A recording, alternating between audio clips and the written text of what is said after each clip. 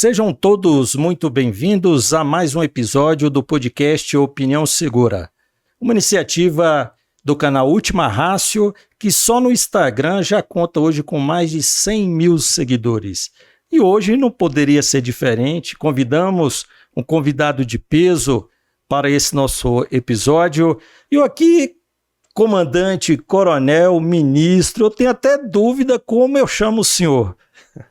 Bom, é um prazer, Luciano, estar aqui no seu programa, no seu podcast. É uma honra, na verdade, a gente poder se reencontrar depois da nossa trajetória na polícia, todas as contribuições que você fez para a polícia, inclusive por me ajudar diretamente, em especial na área de ensino. Mas essa sua dúvida como vai chamar, eu só vou dizer assim, só não chama de cachorro, porque isso é direito da minha esposa quando ela está com raiva de mim. É exclusivo. Então, é exclusivo. Mas até interessante a sua pergunta, porque cabe uma explicação para o nosso público um pouquinho da estrutura do governo federal. Eu passei 28 anos na Polícia Militar do Distrito Federal, lógico, teve o afastamento para o exterior, uma missão no exterior, depois uma missão na Suécia também, como instrutor do SUIDENT, que é um Centro Internacional de Formação de, vamos dizer assim, de efetivo que vai para a ONU. E nos 2 últimos anos da minha carreira, um pouco mais de 2 anos, eu tive a honra de trabalhar com o presidente Bolsonaro. Primeiro como assessor especial, chefe adjunto da assessoria especial dele, e em seguida como secretário especial de comunicação social. E aí é interessante isso, né? As pessoas me perguntam, eu devo te chamar de ministro? O cargo era de ministro? Vamos explicar um pouquinho como é que funciona de maneira bem rápida. A Secretaria Especial de Comunicação Social, ou a Secretaria de Comunicação Social, era um dos ministérios palacianos. Isso até o governo Temer. O presidente Temer, naquela época, ele fez uma redução do tamanho da esplanada dos ministérios, né, do número de ministérios no seu governo, e com o advento do governo do presidente Bolsonaro, ele achou por bem, nessa medida responsável de reduzir o tamanho da máquina pública, e o governo Bolsonaro foi campeão nisso, conseguiu reduzir o gasto público com o pessoal, com a máquina burocrática, né, de maneira bastante expressiva. Então ele achou por bem manter a SECOM como uma secretaria especial, sendo que o seu secretário tem status de ministro. Ok, não existe ex-ministro, né? Então, talvez o ideal é chamar o senhor de ministro, né? André Costa.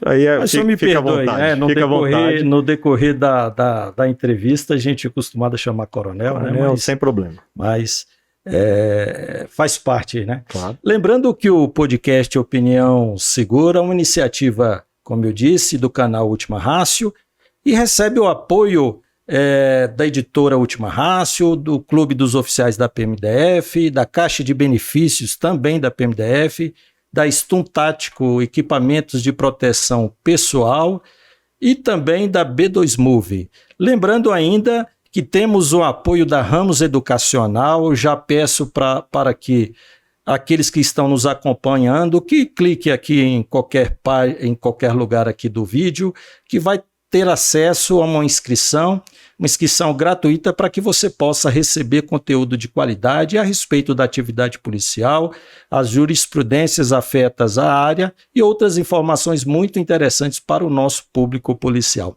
Coronel, essa chegada do senhor na SECOM, um importante órgão do governo federal, após 28 anos na corporação, com certeza promoveu alterações significativas na vida do senhor, inclusive familiar. A gente sabe que a carga lá é pesada. Então eu gostaria que o senhor mencionasse assim de forma um pouco resumida o que foi sentar naquela cadeira com as responsabilidades que a gente sabe que tem, que a gente sabe que o SECOM tem. É interessante, Luciano, porque você falou uma coisa importante, né? Ali realmente a demanda é muito grande.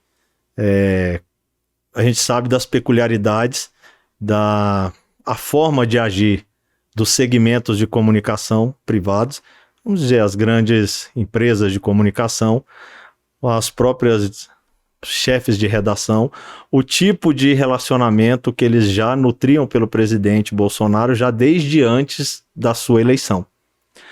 E, obviamente, isso refletiu durante o período de governo. Então, nunca um governo foi tão fiscalizado, isso é bom, ser fiscalizado, mas nunca foi tão criticado por questões que eram ínfimas, não eram dignas de crítica, mas havia então vamos dizer, essa pressão ou essa implicância de uma maneira que não ocorre, por exemplo, nos dias atuais. Então, logicamente, por si só, essa condição já traria um desgaste muito grande para quem senta naquela cadeira. O presidente, ele de fato, aquilo que ele sempre falava, ele não tinha horário para ele. Então, depois que assumiu a presidência, se ele dormia 2, 3 horas por noite era muito. E isso era fato como ele acionava a gente até durante a madrugada, por causa da urgência e responsabilidade que ele tinha para com o país, para resolver as coisas. Então, muitas vezes as pessoas eu ouvia dizer, aquilo é encenação, que ele liga para os ministros ali quando está conversando com o povo. Não é encenação. Ele faz de fato aquilo e demanda dos seus ministros uma resolução, um comprometimento que tinha. Então, os ministros do presidente Bolsonaro eram extremamente comprometidos. E, lógico, isso então demanda de você, aumenta a sua carga horária. Mas a polícia foi um bom treino para a gente. A vida de caserna, os treinamentos que nós tivemos, a nossa rotina no dia a dia, seja nas unidades de ensino, seja por onde nós passamos, me prepararam para estar ali. Então, eu sempre fui de uma mentalidade seguinte, eu não serei e não seria e nunca fui de fato o oficial que cumpriria apenas as suas atribuições. Eu sempre fui além. Eu vejo ali na sua biblioteca que tem vários livros dos quais eu li, e que são importantíssimos, entre eles esse Poder do Hábito.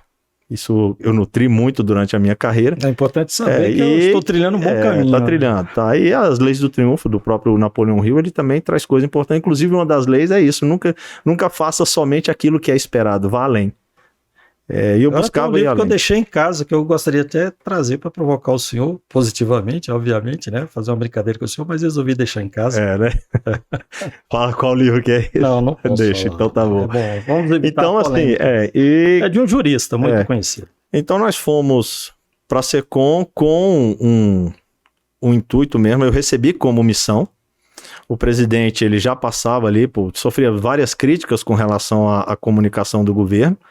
E isso se deve, em parte, a alguns erros cometidos por quem ocupou as cadeiras ali antes de mim, logo no início do governo, por autoridades, ministros que ocupavam ali, que adotaram posturas erradas com relação à comunicação, talvez por não conhecerem profundamente o que é a comunicação pública, o que é uma comunicação de governo, que é diferente de fazer uma comunicação no meio privado. De estar aqui num podcast é totalmente diferente. Você tem vários regramentos que precisam ser observados e o presidente era muito rígido com isso, o tal das 4 linhas. Então a gente sempre jogava dentro das 4 linhas e essa observância, ela para mim foi um desafio muito grande, o período em que eu entrei, né? Eu entrei já em maio de 2021, e já às vésperas de um ano eleitoral, né, alguns procedimentos que deveriam ser adotados em 2021 ainda que refletiriam em 2022, e nós tivemos que tocar toda essa dinâmica, o que eu usava muito, né, essa brincadeira, falando, nós vamos trocar os 18 pneus dessa carreta com ela a 180 km por hora, ela não vai parar. E graças a Deus, ao esforço da equipe que o presidente me deu liberdade para montar, nós conseguimos, vamos dizer, o êxito naquilo que era possível dentro do período que nos foi dado e com as condições que nós recebemos a SECOM, né? E, coronel, interessante, né, que de fato, isso o senhor falou é muito pontual, a gente que acompanhava, né, a gestão do senhor ficou marcado muito, não pelo protagonismo externo da figura do SECOM, né, do chefe, daquele que está à frente da secretaria. Coisa um pouco diferente em algumas gestões anteriores, né, algumas polêmicas, e a gestão do senhor, ela foi uma gestão em que o senhor não aparecia muito, inclusive a gente dá uma procurada no Google, né, as fotos que tinham, inclusive uma foto de um coronel nosso, né, várias fotos com o nome do senhor, mas com outro coronel, justamente pela essa capacidade que o senhor tinha de colocar a missão à frente, de obviamente contribuir para a gestão governamental. E aí eu fico pensando justamente isso que o senhor falou, o cuidado de quem está à frente da Secretaria de Comunicação, porque uma fala errada do presidente, pode derrubar, inclusive, todas as bolsas e gerar, inclusive, transtornos e conflitos, inclusive internacionais, a depender do que se fala, né? Então, a responsabilidade é muito grande, né? Assim, eu tinha duas opções. Eu podia tentar assumir um protagonismo e querer aparecer muito, estaria totalmente legitimado pela função que eu ocupava, mas eu tinha que ter ali uma noção de situação de governo. E eu falava para as pessoas, meio que parafraseando o João Batista, é preciso que eu diminua e ele cresça. Quem tem que aparecer não sou eu. Quem tinha que aparecer naquele cenário todo, eu aparecia quando era totalmente, vamos dizer assim, inadiável, ou seja, era inevitável a minha aparição. Mas eu tinha muito mais serviço para fazer dentro da SECOM do que, muitas vezes, até querer adotar uma postura de acompanhar o presidente em todas as viagens, por exemplo. Tinha situação, eu mandava a equipe da SECOM que estava ali, para mim, pessoalmente, até como ego ou numa situação de buscar projeções, era muito mais interessante estar ao lado do presidente e tinha essa chance. Tinha essas possibilidades, né? A minha função, ela me dava uma prerrogativa de estar presente em todas as viagens. Contudo, eu sabia que havia uma necessidade muito maior dentro da SECOM para justamente poder dar ao presidente uma segurança com relação a todos os procedimentos que, uma vez fossem falhos dentro da SECOM. Para você ter ideia, no ano eleitoral, a maioria das causas de cassação de registro dos candidatos tem a ver com a comunicação. São gastos de publicidade, são publicações feitas indevidamente, ferindo a lei eleitoral e as decisões subsequentes do TRE, do TSE. Então, nós tivemos um cuidado muito grande com isso. Para você ter ideia, graças a essa dedicação que houve do nosso time, e aí esse meu afastamento ali, ou essa minha não busca de estar sempre nas câmeras ali, aparecendo nas câmeras, possibilitou que em ano eleitoral, primeiro, o presidente não tomou nenhuma multa, nenhuma advertência por causa de situações relacionadas à sua comunicação de governo, a comunicação oficial. Foi o ano eleitoral, com todas as suas limitações, em que a SECOM, ou seja, em que o governo federal conseguiu fazer maior número de publicidade de utilidade pública. E veja bem o que é isso. Erros da SECOM, por exemplo, poderiam impedir que determinadas políticas públicas essenciais à sociedade, consideradas de utilidade pública, não fossem ao ar por erros administrativos que facilitariam ali a negativa por parte do TSE. Então nós conseguimos, por causa da nossa organização, do modelo que nós adotamos e desse perfil que foi adotado também, nós conseguimos ali fazer um fluxo que nunca houve. Então, foi um case de sucesso, é lógico, gostaria de ter feito muito mais, né? Mas o tempo, ele não foi o que se precisava para poder ajustar todas as coisas que eventualmente não, ou de maneira equivocada, ou até mesmo por um desconhecimento, foram tomadas decisões erradas daqueles ocupantes. Isso, de maneira nenhuma, a gente se refere à questão do presidente. Um dos pedidos do presidente para mim foi justamente assim: não tente me mudar no meu estilo de comunicar. Ele tem o estilo dele, e esse estilo foi o que levou à eleição. Não há o que se contestar. E é lógico que na parte de assessoramento, então a gente fazia o assessoramento dele, apoiava e geria todas as crises que muitas vezes, em grande parte delas, vinham da maneira como a imprensa lidava com o presidente. Coronel, eu fico imaginando assim, olhando de fora, a dificuldade que deve ser, que o senhor deve ter encontrado em virtude, inclusive, até do volume de trabalho. Por quê? Se a gente tem uma imprensa hábil a publicar toda a produtividade do governo, é muito simples, porque basta eu encaminhar ou propiciar que a imprensa acompanhe os trabalhos. Quando eu tenho uma certa dificuldade ou restrição por parte da imprensa, obviamente que o trabalho da SECOM aumenta consideravelmente, porque vai ter que produzir conteúdo para esclarecer a população, haja vista que nem sempre os meios de comunicação estavam propiciando a veiculação de tudo que estava sendo feito pelo governo. Um ponto a se esclarecer, e era algo que nós tínhamos muito claro, o presidente também tinha isso muito claro, tá? A imprensa, ela não existe para estar a favor ou contra um governo. O papel original dela, o papel puro de uma imprensa não é esse, é o contrário. A imprensa deve de fato estar fiscalizando, deve estar denunciando, precisa ser denunciado, mas precisa também veicular aquilo que é fato. Então ninguém pode tirar o fato de que a conclusão da transposição do Rio São Francisco foi feita no governo Bolsonaro. E entregou e levou aquela água chegou para o povo. É preciso que isso seja dito. É preciso que isso seja dito, e eu falava muitas vezes até o seguinte, olha só, a responsabilidade da imprensa, dos veículos de comunicação, é muito grande na definição do futuro do país. Por quê?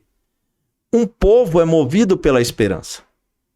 Então, se eu só passo o dia inteiro dando notícia ruim, e o pior, ou omitindo as notícias boas, as coisas que são boas também, eu posso estar influenciando diretamente na autoestima do povo, um povo com a autoestima baixa, e isso existem estudos psicológicos que já mostram que o povo da América Latina, ele já tem, talvez em função dos governos, da linha de governo que houve até hoje, uma baixa autoestima quando comparado com outros países aí do norte.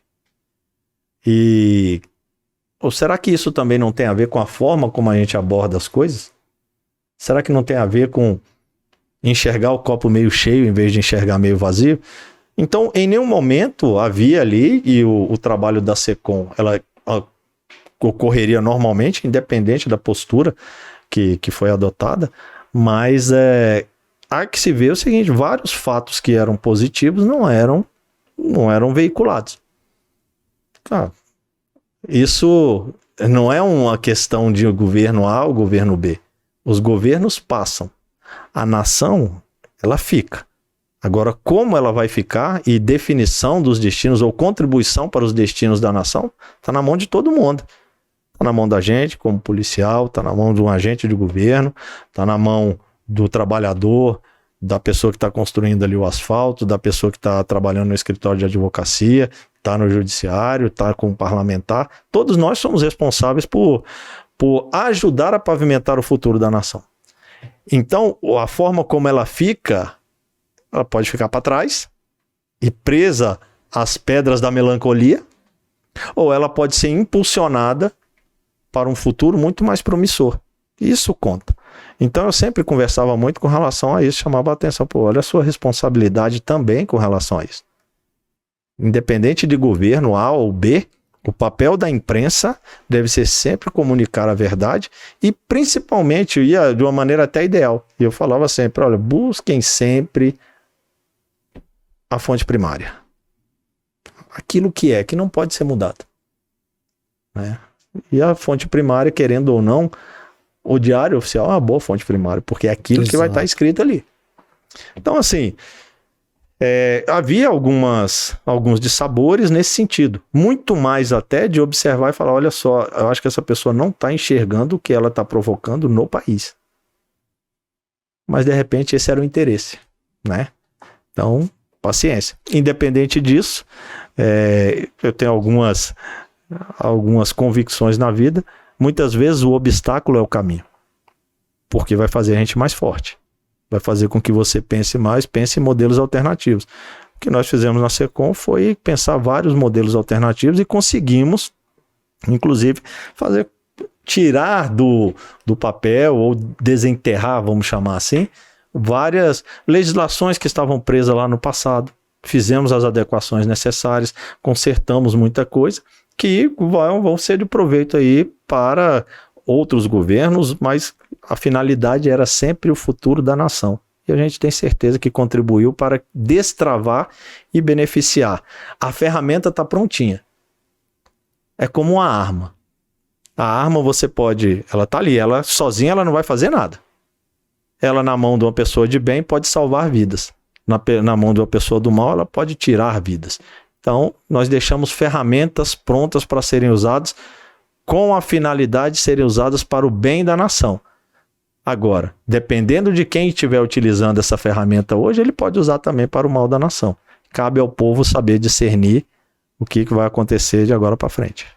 Coronel, com certeza a vossa experiência como policial, né? Também sou policial, e é sempre bom lembrar, né, que aqui falamos não em nome da Polícia Militar, né, do Distrito Federal, mas falamos com pesquisadores, né, com estudiosos, debatendo questões que são importantes para a segurança pública.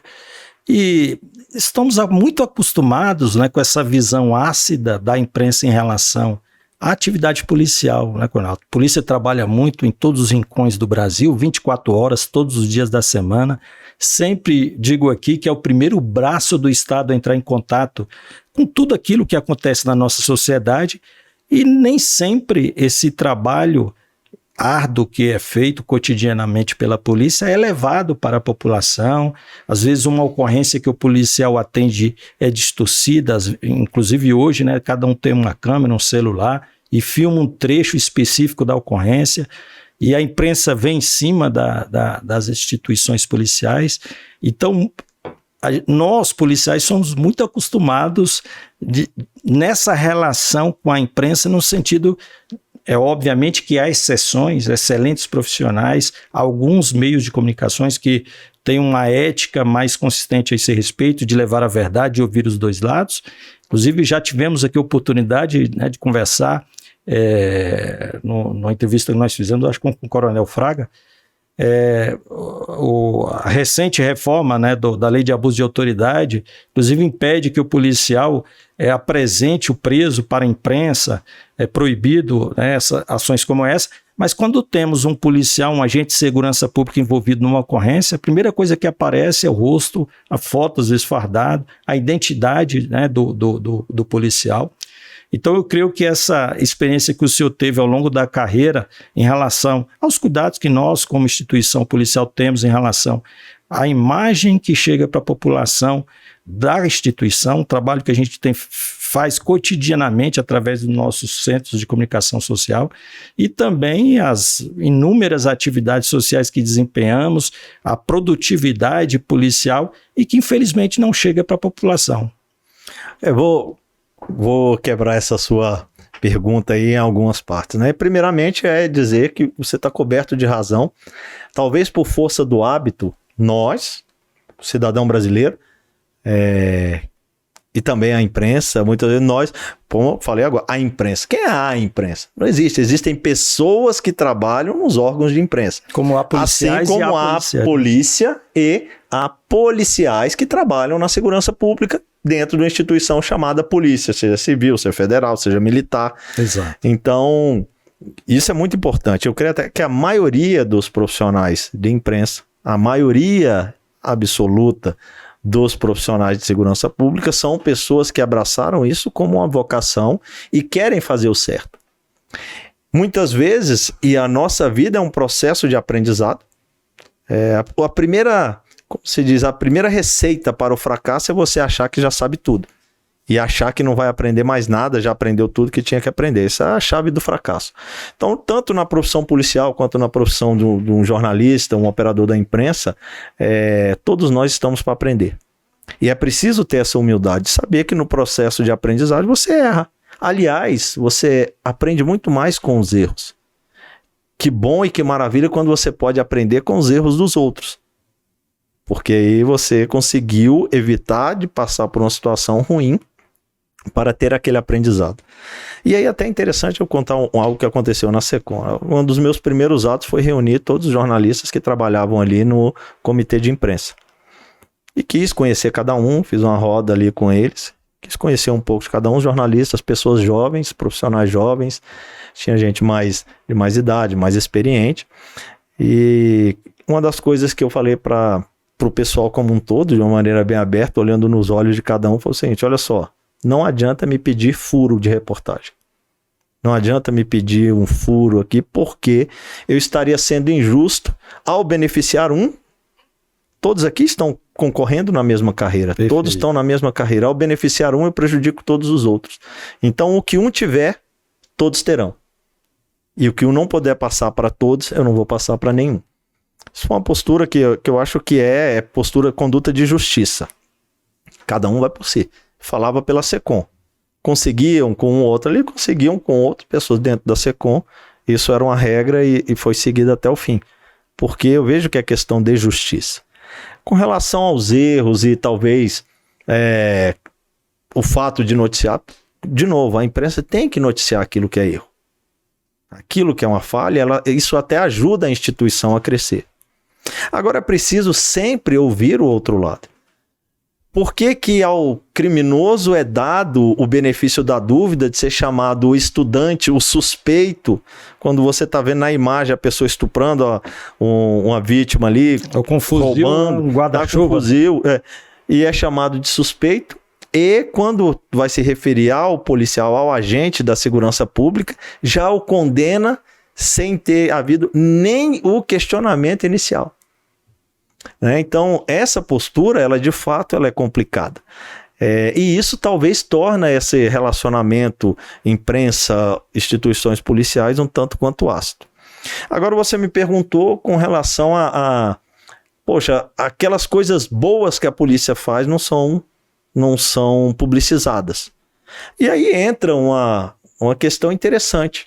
Hoje, com o advento da internet, dessas plataformas que você pode colocar, por exemplo, um podcast como esse, podem e devem ser exploradas pelas instituições para mostrar, e aí é lógico, não de uma maneira amadora. E na Polícia Militar nós temos profissionais para isso. Vou dar um exemplo rápido para não perder a linha de raciocínio, mas enquanto eu comandava a Escola de Formação de Praças, o Napoleão Hill ali que você fala, ele diz isso aqui, olha, o bem-sucedido é aquele que sabe trabalhar bem os talentos daqueles que estão sob seu comando, ou daqueles que compõem o seu grupo. É um bom gestor, né? Então, dentro do próprio curso, se eu já estava preparando policiais, nada melhor do que ter também os talentos daqueles policiais descobertos e já atuar em prol da própria instituição.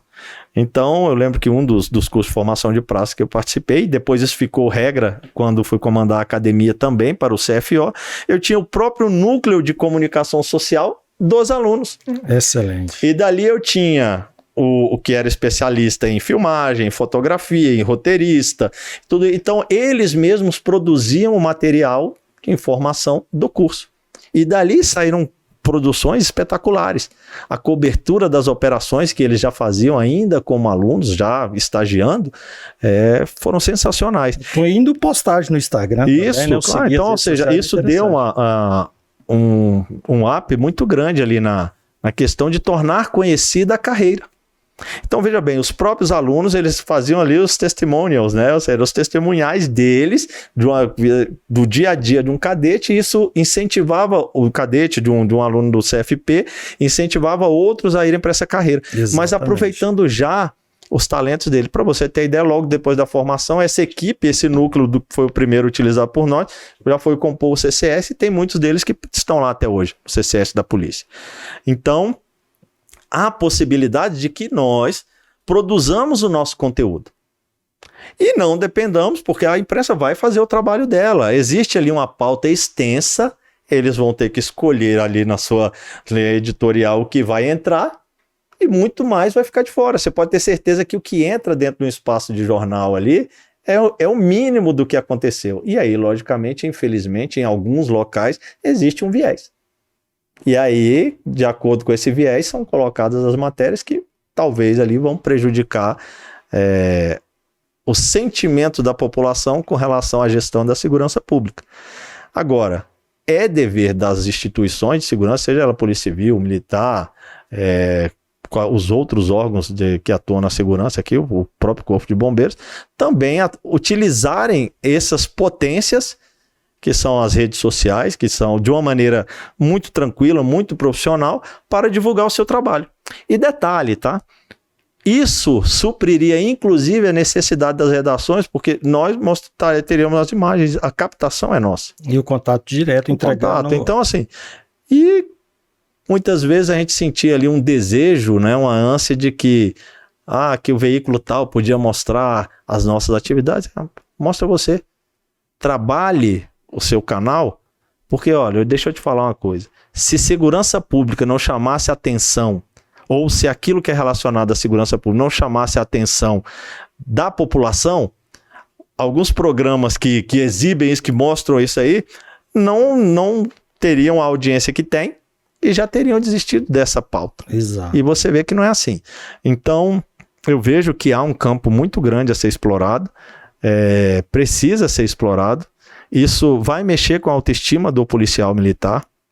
É uma ótima ferramenta para comunicação interna, inclusive. Entendeu? Agora é preciso ser atrativo. É preciso ser atrativo. E para ser atrativo tem que ter um investimento ali de tempo. Agora pode me dizer, mas aí vai tirar o policial da rua para fazer isso? Não necessariamente. Existem várias alternativas, e aí é lógico que eu não vou falar isso aqui no ar, mas que na minha época na academia, modelos de gestão, eu tinha modelos para atuação, inclusive para a questão do nosso teste anual de tiro. O consumo mínimo do efetivo operacional, mínimo, aliás, não é nem mínimo, o efetivo operacional totalmente preservado. Agora, situações de pessoas que estavam temporariamente impedidas de realizar o serviço operacional poderiam tranquilamente realizar determinados tipos de matéria. A ideia está aqui, ó. A ideia está aqui. Se os colegas quiserem no futuro aproveitar dessa expertise, logicamente que eu não nego as minhas raízes, né? A Polícia Militar está sempre no meu coração, na minha mente, e tudo que eu e minha família temos hoje, a gente deve à Polícia Militar, ao nosso trabalho dessa instituição que nos acolheu. Não, essa fala do senhor me chama muita atenção, porque a gente tem algumas polícias que têm regulado o emprego das redes sociais pelos policiais. Obviamente que há limites, a gente tem alguns exemplos negativos, né, de policiais que, se utilizando das suas redes sociais, talvez não tendo o cuidado de separar aquilo que é pessoal daquilo que é corporativo, organizacional, tem enfiado os pés pelas mãos. Mas o que a gente percebe de modo geral, e eu digo isso, a gente está com o nosso Instagram já há 5 anos, né? Um Instagram que, na sua origem, ele é muito direcionado para o universo policial. Obviamente, ainda bem que cada vez mais a sociedade tem acompanhado e se interessado por assuntos correlatos à atividade policial. Basta ver a quantidade de visualizações, né, de vários vídeos que estão na plataforma de perseguição, de atuação policial. Então é muito consumido pela população. E nada mais óbvio do que o policial, obviamente com cuidado, com devido zelo, separando aquilo que é pessoal e aquilo que é organizacional, mas passar para a sociedade, repassar para a sociedade, ainda mais numa sociedade como a nossa, que cada vez mais consome menos TV e consome mais vídeos, né? E se utiliza muito das redes sociais. E a gente vê também o potencial que tem, às vezes, um vídeo de 1 minuto, até mesmo lá no TikTok, uma abordagem policial, e eu percebo, sempre a gente posta no Instagram, uma abordagem, um evento que aconteceu em outros países, em que uma atuação policial, por um descuido, às vezes, do policial, rendeu, infelizmente, a morte do policial ou de um terceiro, e que aquilo a gente utiliza muito como ensinamento para que erros, né, como aquele não aconteça.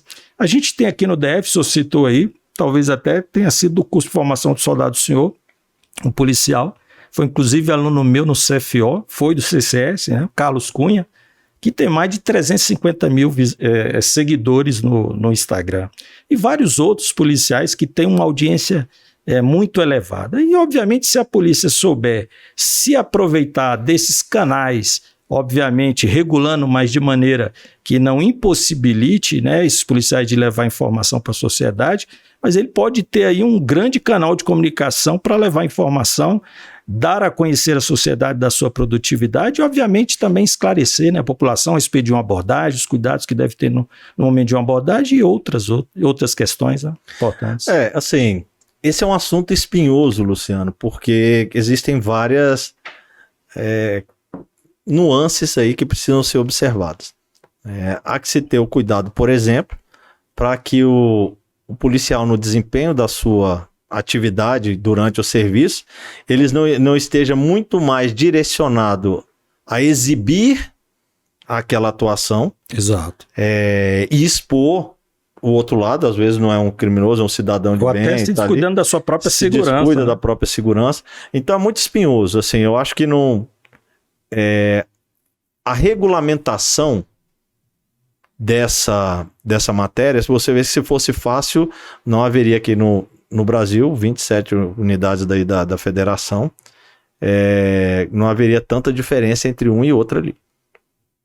Então é perigoso, eu não sou favorável, se você perguntar para mim, eu não sou favorável à atuação individual para esse tipo de comunicação, porque se você for pegar então, esse tipo de evento que vai ser filmado e depois vai ser disponibilizado aí numa plataforma de vídeo,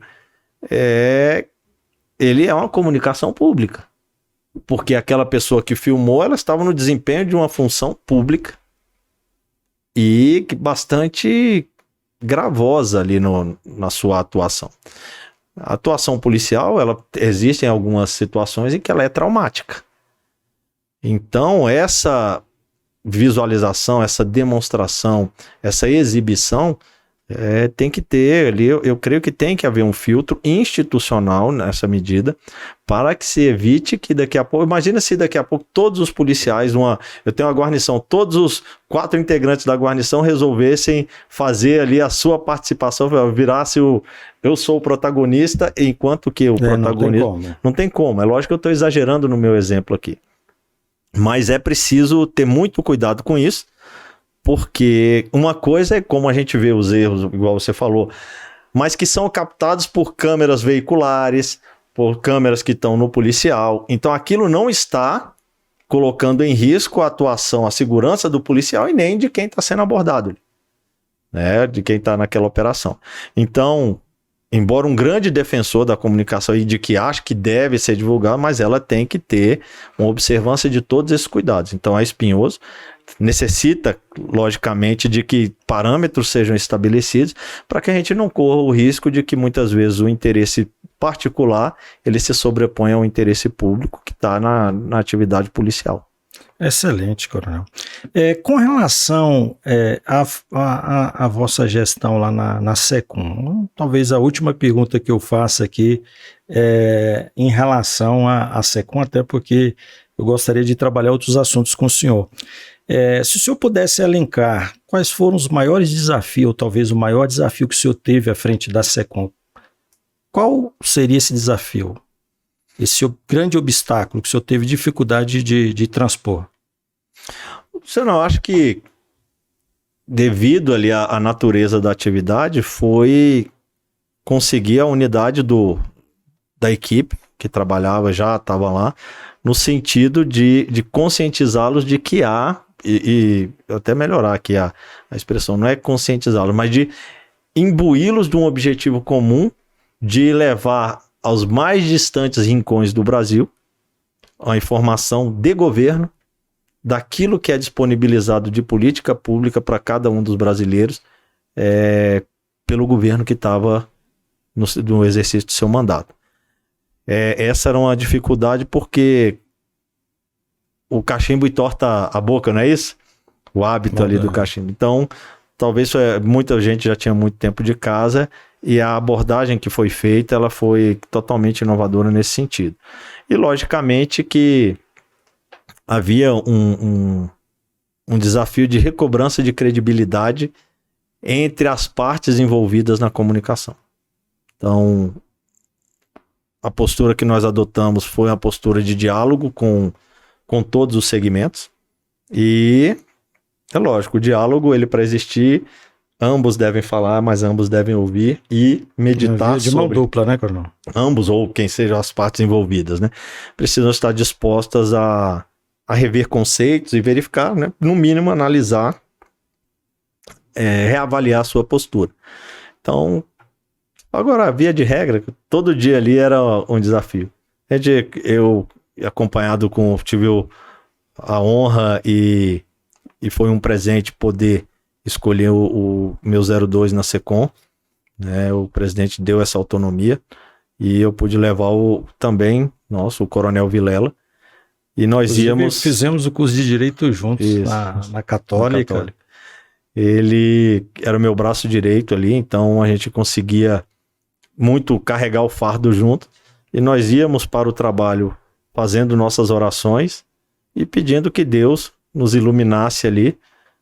Oração muito intuitiva e que eu posso fazer aqui porque não tem problema, serve até para nós. Que ela vinha que era: inspirai, Senhor, as nossas ações, inspirai cada uma das ações, que seja do trato, que a gente soubesse tratar com as pessoas desde a portaria, com todas aquelas também que atenderíamos durante o dia. Então, inspirai as nossas ações e ajudai-nos a realizá-las, para que todas elas em ti comecem e para ti se encaminhem. Assim não tem erro. Amém. Então não era pelo nosso... Muito bom. Não era por vaidade, não era para nossa glória, nada disso. Então as ações tinham que começar em Deus e que fossem encaminhadas também para Ele. Iniciavam nele e eram encaminhadas para Ele, porque o mandamento ali dele é muito claro para nós, né? Amai-vos uns aos outros como eu vos amei. Então era essa a nossa postura. Coronel, eu tive a oportunidade de trabalhar com o senhor. O senhor, um oficial reconhecidamente destaque, né, ao longo da carreira, as funções que ocupou. Eu gostaria, o senhor já citou, já mencionou, mas que o senhor falasse um pouco, assim, obviamente de forma resumida, a caminhada do senhor na Polícia Militar até chegar, né, ao primeiro escalão do governo federal. Assim, eu fui o primeiro militar na minha família. Então, aos 19 anos, eu tinha passado na UNB, já estava cursando, e fui prestar o meu serviço militar obrigatório fazendo o NPOR, Núcleo de Preparação de Oficiais da Reserva. Então, ali eu me identifiquei com a disciplina e hierarquia, com a ordem, porque a forma como os meus pais nos educaram, a mim e meus irmãos, ela tinha muito disso, né? Então, ninguém podia sair sem arrumar sua cama, tinha que estar sempre muito organizado, fazer o dever de casa, não era para a mãe mandar, tinha também as atribuições do lar, então cada um lavava banheiro, um lavava a louça. Então, não foi muito diferente quando eu cheguei no Exército. E durante o curso, abriu ali o concurso para a Academia de Polícia Militar. Então, mais da metade da turma do NPOR fez, e eu fui no embalo, né, e só eu passei. Então, ali já em 92, aprovado, já sabia que ao terminar o curso, o serviço militar obrigatório, eu já estava aprovado e iria para a academia. Durante o meu período de academia ali, então, sabe eu entrei com todo o gás e já tinha... No Exército eu tinha sofrido um desafio, né? Tinha sido desafiado. O meu instrutor na época falou: você não vai ser 01 porque você não se dedicou ao preparo físico. Aí eu falei: bom, ele já me deu a dica. Então eu me dediquei ao preparo físico e fui 01 no Exército, NPOR. Foi agraciado com o prêmio Correia Lima, né? Uma medalha que você leva. Então eu já cheguei na academia de polícia com uma medalha. E havia ali uma certa... vamos dizer assim, não havia um clima muito bom, porque eu tinha sido, então, aspirante do Exército. Já chegou prometido, né? Já cheguei prometido. Mas mesmo assim, justamente por causa dessa promessa, eu falei: então tá bom, então vou ser 01 aqui também. E fui 01, a minha diferença de média ali pro segundo colocado foi bastante expressiva. Mas aquelas coisas da academia e você, por ser o mais antigo, você pagava por tudo que os outros errassem. Então aquilo foi meio que me desanimando e eu tomei uma outra decisão. Falei: eu vou fazer concursos públicos e vou deixar a polícia. Passei TCDF, STJ, TSE e Câmara Legislativa. Isso já no terceiro ano. E quando eu fui pedir uma autorização para fazer, a gente tinha que requerer. O comandante da academia na época me chamou lá em cima e perguntou: por que você quer sair da polícia? Você será um ótimo oficial. Por que você quer sair? E eu contei para ele, conversa do comandante para um aluno, um coronel para o cadete.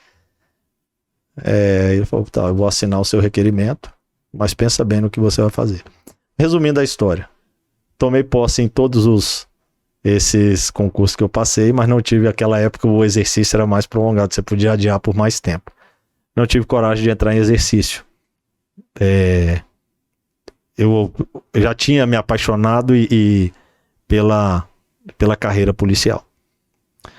Então era muito mais vocação. Naquele momento eu percebi que era vocação. E o que foi decisivo para que eu não fosse para os outros órgãos foi justamente alguns comportamentos que eu observei que eu já não estava mais acostumado com aquilo. Então eu tinha me identificado mesmo com o meio militar. Então decidi, estava casando já. Enfim, era a minha carreira. E aí foi que eu falei, olha, eu sempre tenho que dar algo mais. Então eu sempre fui autodidata ali dentro da polícia. Eu aprendia tudo que tinha que aprender da nossa função, da nossa polícia, mas sempre buscava em outros locais, em outras matérias, por exemplo, muito na parte de gestão, na parte de comunicação, na psicologia, alguns segmentos, em especial da neurociência. Eu buscava os meus estudos, fazia... vamos dizer assim, corria por fora. Além da polícia, eu queria agregar isso e tudo que eu aprendia lá fora eu buscava aplicar na polícia porque eu acreditava que aquilo ia melhorar. Então, as unidades nas quais eu passei, então, talvez aqui em 1996, aí estava começando a questão de curso à distância, eu fiz curso à distância da ENAP, você recebia o material pelo correio e já... incentivei vários policiais da unidade que eu estava a fazer também. Então, dali, e era um curso, o primeiro curso era de qualidade total. Então, qualidade total no atendimento ao cidadão. Então, ali é aspirante ainda, né? E assim foi minha carreira. Eu nunca me contive apenas nas atribuições policiais. Eu sempre buscava algo lá fora e para trazer aqui para dentro. Então, talvez alguns alunos, alguns hoje já são tenentes, me odeiem ali na academia porque, imagina o seguinte, todos eles entram na polícia com nível superior e já com pós-graduação em várias áreas. E o TCC do CFO, eu falei, não tem sentido, porque a gente detectou que alguns simplesmente mudavam algumas coisas no TCC que já tinham feito na pós-graduação e apresentavam. Eu falei, não tem sentido nisso. Então eu fui buscar um misto aí de algumas universidades ou faculdades de gestão em outros países, mas que adotavam modelos práticos, né? E aí o nosso modelo aqui ficou o seguinte: no primeiro ano, o aluno do CFO, ele escolheria um problema detectado na polícia, ou seja, um desafio dentro da polícia, que poderia ser melhorado, e aquilo era a temática dele, ele podia escolher. Ele teria, então, que desenvolver a solução para aquilo, ou seja, pelo menos propor uma solução viável. Então, a gente tinha lá o produto mínimo viável. Mas ainda que ele tinha que apresentar. Assim. Pois é. Assim. Esse produto mínimo viável era apresentado no terceiro ano, juntamente com um artigo que daria o embasamento teórico para aquilo que ele estava apresentando. Então, eram supridas ali as necessidades do MEC, do Instituto Superior de Ciências Policiais, e também a necessidade da corporação, não mais em modelos teóricos, mas mostrando algo que funcionava. Lógico que isso tinha um preço, pela turma ter sido a desbravadora, precisava de um orientador. E poucos oficiais, poucas pessoas na polícia tinham esse modelo em mente, né? Conheciam esse modelo. No final das contas, eu tive que fazer a orientação de todos os alunos do ponto de vista dessa parte de explicar como deveria ser feito, quais eram os macetes que você tinha ali, quais ferramentas você podia encontrar. Então eu tirei férias e passei as minhas férias todinhas para desespero da minha esposa, orientando alunos via videoconferência. Mas qual era a ideia disso? Era pegar e aplicar um trote no aluno? Claro que não. Muito mais importante do que a solução que ele apresentava no final era o processo. O que a gente queria com isso? Era que o oficial, aquela pessoa que seria responsável pela gestão da polícia, o oficial é o responsável pela gestão da polícia ao longo da sua carreira, essa pessoa tinha que estar aguçada para detectar desafios ou problemas dentro da unidade onde ela fosse servir e a partir dali trabalhar soluções possíveis para aquilo e apresentar o que funcione e não ficar simplesmente numa linha de teorias que não vai sair para lugar nenhum e que se descambam para reclamação em relação à realidade que estão vivendo, sendo que essas pessoas são protagonistas e líderes de mudanças. São eles que são o carro-chefe para buscar as mudanças dentro da polícia dessa forma. Então, o processo era muito mais importante do que a entrega final. E lógico que no final daquela primeira leva, várias soluções foram implantadas na polícia. Então, isso era importante, era meio que mudar a chave. Eu poderia simplesmente ter atuado na academia, cumprindo o meu expediente e fazendo ali o que queria, mas eu não cabe para mim. Desde o início era para fazer a diferença. E no final das contas, isso me ajudou muito na ONU. Eu fui diferenciado na ONU, eu vim com menções de louvor, vamos dizer assim, da ONU. Tanto que lá, assim que eu cheguei, fui convidado para trabalhar no governo federal da época, em função das credenciais que tinham sido obtidas. Neguei, por razões óbvias, é só as pessoas fazerem as contas aí, né? E incompatibilidade total. E depois na SECOM. Na SECOM também a pessoa fala, pô, mas como assim? Eu falo, não, eu fiz comunicação eu tive que aplicar a comunicação no local pós-guerra, enquanto estava na missão de paz. E a comunicação, ela não é um modelo formatado. A comunicação é dinâmica. Ainda que existam as técnicas e isso ajuda, mas você não pode pegar modelos fechados e achar que você vai aplicar, que vai simplesmente tira daqui e aplica ali que vai dar certo, não é isso. Então essa capacidade de fazer a aplicação de modelos teóricos, de modelos aprendidos à situação real, com adaptabilidade, isso a gente aprende muito na polícia, cada ocorrência é uma ocorrência totalmente diferente, você tem que, tendo as ferramentas, saber como utilizá-las em conjunto. Isso me ajudou muito também na comunicação. E lógico, como eu disse, nós deixamos ali um legado, estava totalmente preparado, é lógico que nós preparamos para a continuidade. E viria muito mais coisa boa por aí. Então, mas Deus sabe o que faz. Eu imagino pela carreira do senhor, pela paixão que o senhor tem pela polícia, como deve ter sido difícil a decisão de ir para a reserva, né?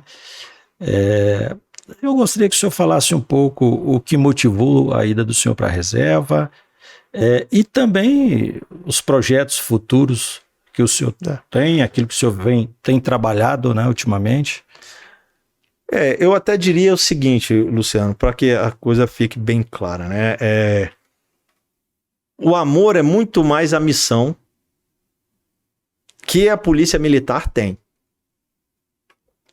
Muitas vezes as pessoas confundem o apego corporativo material, né? Material, e deixam esse desvencilhar daquilo que é o mais importante na instituição, que é a sua missão institucional. Então a minha grande paixão é pela missão nobre e árdua da polícia, que é promover segurança e ordem pública para a sociedade. A gente não pode esquecer disso. O servidor público, ele trabalha para a sociedade e não em proveito próprio, não em proveito organizacional. É lógico que para que ele cumpra a sua missão institucional, ele precisa da instituição forte. Então é nosso dever também manter a instituição forte, mas não com finalidade própria, para que ela seja forte por si só, mas não preste um serviço de qualidade e não atenda aquele a quem o serviço se destina, que é o cidadão. Então, essa é uma mentalidade que deve permear a cabeça de todos os integrantes da instituição. Então, o meu amor é a missão institucional da Polícia Militar, né?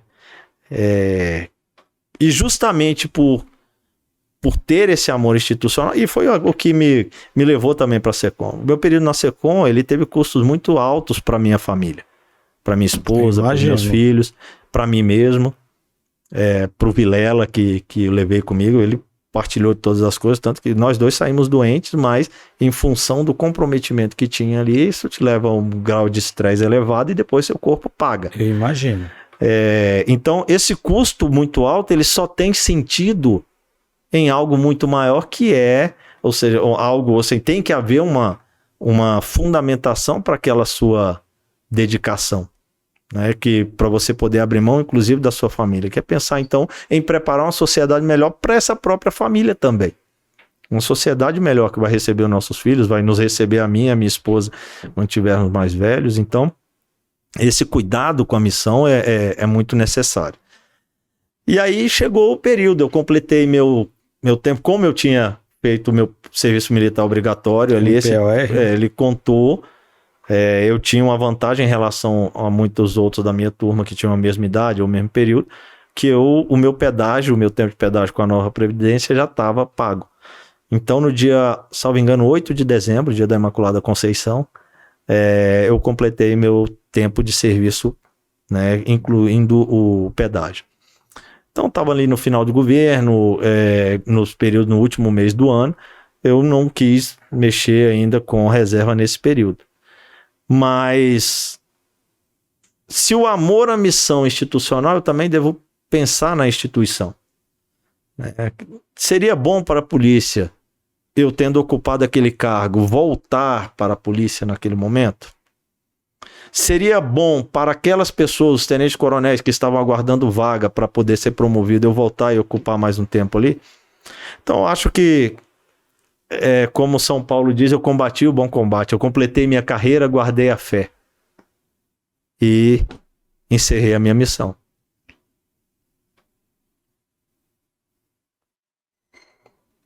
E graças a Deus, fui livre da morte 3 vezes em serviço.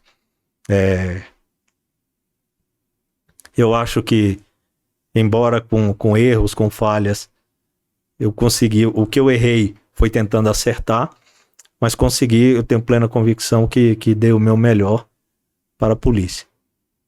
E um dia chega a hora, né? Então eu não tenho por que ficar amassando o barro e prejudicando ou atrasando as gerações que estão chegando, sendo que o meu sentimento era de dever cumprido. Se eu sentisse que ainda podia, não é nem que podia, que eu ainda teria ali condições, encontraria as condições normais para poder fazer mais um pouco pela polícia, eu teria ficado. Mas eu acho que no momento não era mais conveniente. E eu rezei muito, pedi muito a Deus que me desse esse discernimento. E o discernimento foi esse, a decisão foi rápida. O comandante-geral ainda perguntou se tinha certeza daquilo. Eu falei, pode assinar, tá decidido. Não me arrependo. Eu acho que se a polícia ainda precisar de mim, de alguma coisa, eu tô sempre aberto a dar conselhos, mas conselho aceita quem quer. Eu tive a oportunidade de falar com o oficial, eu falei, poxa, mas o senhor tem muito boas ideias. Eu falei, olha, eu vou continuar tendo boas ideias. A questão não é essa. A questão é, as boas ideias serão colocadas em prática? E isso não depende de mim.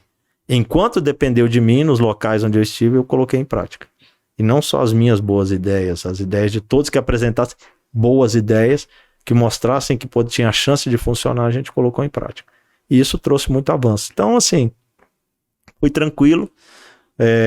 A barba aqui não é por causa daquele, vamos dizer assim, foi para reserva, deixa a barba crescer, porque passou muito tempo fazendo barba. Não, eu prefiro sem barba.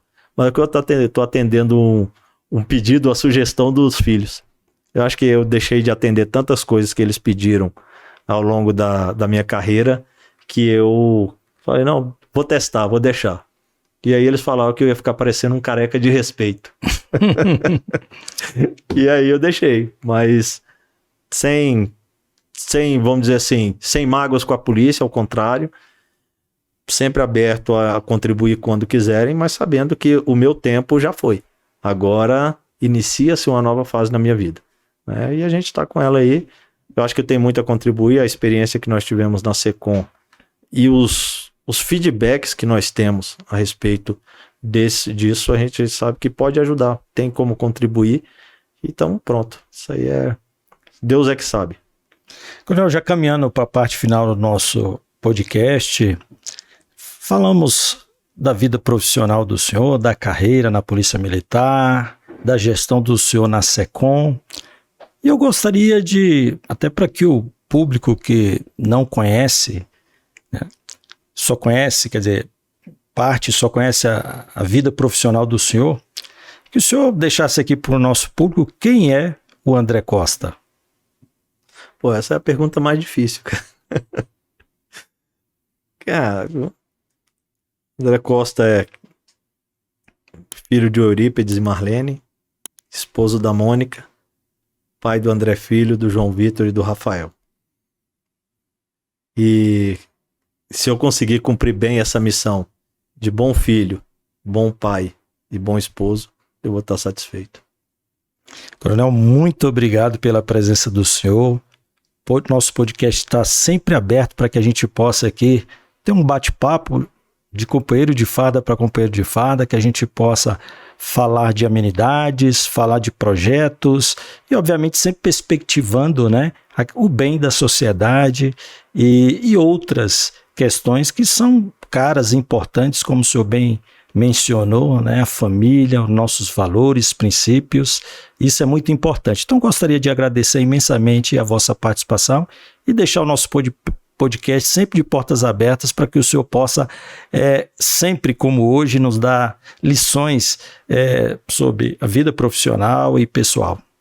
Eu que agradeço essa oportunidade de estar aqui e sempre também à disposição. Então, o dia que você falou aí no início, um convidado de peso, realmente, eu ganhei muito peso aí agora esse tempo, mas é só nesse sentido. Mas sempre aberto aqui também a poder compartilhar várias outras temáticas que a gente pode tentar contribuir, né? Sempre no intuito daquilo que foi muito durante a minha carreira, algo que sempre me apaixonou, que é ajudar a compartilhar conhecimentos, né? Então, muito obrigado a todos vocês, obrigado aí pela paciência e até a próxima. Obrigado, comandante. Eu gostaria de agradecer a nossa audiência e também mencionar aquelas instituições que nos apoiam, a Caixa de Benefícios da PMDF, o Clube de Oficiais da Polícia Militar do Distrito Federal, a Stun Tático, Equipamentos de Proteção e Defesa Pessoal, a B2Move e também a Ramos Educacional,